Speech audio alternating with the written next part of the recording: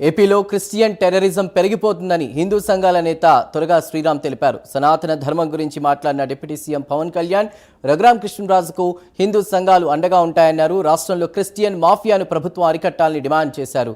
ప్రభుత్వం చర్యలు తీసుకోకపోతే తాము రంగంలోకి దిగుతామని అన్నారు. అలియాస్ డేనియల్ కెనడీ బహుశా క్రిస్టియన్ టెర్రరిస్ట్ అయి ఉంటాడు.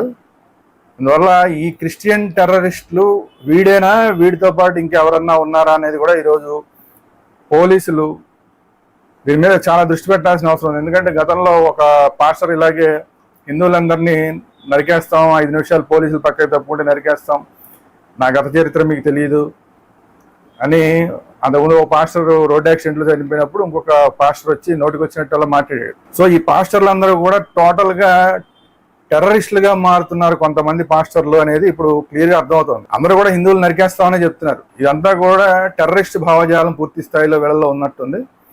సో ఈ టెర్రరిస్ట్ పాస్టర్ల మీద ఇమ్మీడియట్గా చర్యలు తీసుకోవాలి కూటమి ప్రభుత్వం. లేదంటే కనుక హిందూ సంఘాలుగా మేము చర్యలు తీసుకుంటే అది చాలా దూరం వెళ్తుంది. అక్కడ గుడికి అడ్డం పడ్డ వాళ్ళ మీద కేసులు పెట్టాలి. రఘురామకృష్ణరాజు గారికి కూడా ఈ విషయంలో మేము పూర్తి హిందూ సంఘాలుగా పూర్తి సపోర్ట్గా ఉంటాం. అలాగే పవన్ కళ్యాణ్ గారు ఈ సనాతన ధర్మం కోసం ఆయన కూడా మాట్లాడుతున్నారు కాబట్టి ఆయనకు కూడా హిందూ సంఘాలన్నీ కూడా ఆయనకి సపోర్ట్గా